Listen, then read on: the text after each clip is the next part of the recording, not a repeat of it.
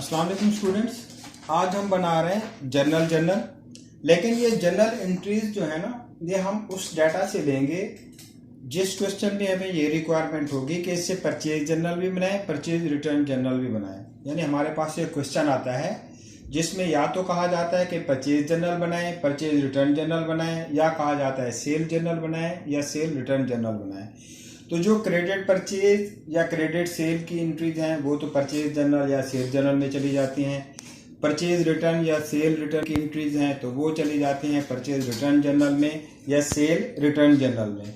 लेकिन कुछ ट्रांजैक्शन ऐसी होती हैं जिनका ताल्लुक क्रेडिट परचेज या क्रेडिट सेल, परचेज रिटर्न या सेल रिटर्न से नहीं होता, तो उनको हम जर्नल में डाल देते हैं। तो ये बात समझ लें आप कि ये वो एंट्रीज जर्नल में मैं लिख रहा हूं कि जो जिनका ताल्लुक परचेज जर्नल या सेल जर्नल से नहीं था, तो उसके लिए अलग से जर्नल बनाया जाता है। ये इस क्वेश्चन की रिक्वायरमेंट होती है। मिसाल के तौर पर देखें आप, ये क्वेश्चन है, इसकी ट्रांजैक्शन नंबर 1 है purchase goods on account from Qayyum. तो ये परचेज जर्नल में चली जाएगी क्योंकि क्रेडिट परचेजेज हैं। इसी तरह purchase merchandise on account from Salim, ये भी क्रेडिट परचेज हैं, परचेज रिटर्न जर्नल में, परचेज जर्नल में चली जाएंगी। अब अगर आप देखें अप्रैल 22 को purchase office equipment on account from Farhan, तो ये आपने एसेट खरीदा है, ऑफिस इक्विपमेंट खरीदा है 12,000 का। ये गुड्स उधार पे नहीं खरीदी हैं, तो इसलिए इसका ताल्लुक परचेज जर्नल से नहीं है बल्कि इसका ताल्लुक जर्नल से है। तो ये अप्रैल 22 को हमने लिख दिया ऑफिस इक्विपमेंट एसेट है, इंक्रीज हुआ, डेबिट हो गया 12,000 से, और उधार पे खरीदा तो लायबिलिटी भी इंक्रीज हो गई। अकाउंट्स पेबल 12,000 से हमने क्या कर दिया, क्रेडिट कर दिया और लिख दिया purchase office equipment on account. उसके बाद अगर आप देखें तो अप्रैल 25 को पार्ट ऑफ ऑफिस, अप्रैल 25 को यह है part of office equipment return to Farhan, कि जो हमने ऑफिस इक्विपमेंट खरीदा था उसका कुछ हिस्सा हमने रिटर्न कर दिया।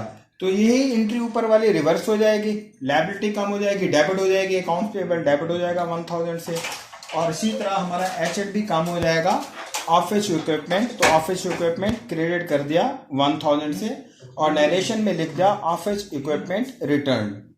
उसके बाद आप देखें अप्रैल 30 को, अप्रैल 30 को है sold on account to Zubair and very old building, कि आपने कोई ओल्ड बिल्डिंग जो है वो बेची है। देखिए, जब कोई एसेट सेल होता है ना तो वो एसेट क्रेडिट होता है। जब भी कोई एसेट सेल होता है तो सेल अकाउंट क्रेडिट नहीं होता बल्कि वो एसेट क्रेडिट होता है। और ये उधार पे खरीदिया तो हमारा रिसीवेबल बढ़ गया, अकाउंट्स रिसीवेबल डेबिट हो जाएगा, और बिल्डिंग बेची है तो बिल्डिंग क्या हो जाएगी, क्रेडिट हो जाएगी 1,25,000 से, और नरेशन में लिखेंगे सोल्ड एंड ओल्ड बिल्डिंग। उसके बाद अप्रैल 30 को ही है purchase office furniture on account from Rahim 16,000, तो 16,000 का ऑफिस फर्नीचर खरीदा है उधार पे। ये देखिए, ये हमने एसेट खरीदा है तो इससे एसेट डेबिट होगा, पर गुड्स नहीं खरीदी कि हम परचेज जर्नल में डालें या परचेज डेबिट करें। ये हमने एसेट खरीदा है तो एसेट डेबिट हो जाएगा ऑफिस फर्नीचर, उधार पे खरीदा है तो अकाउंट्स पेएबल क्रेडिट हो जाएगा 16,000 से, office furniture debit and accounts payable credit.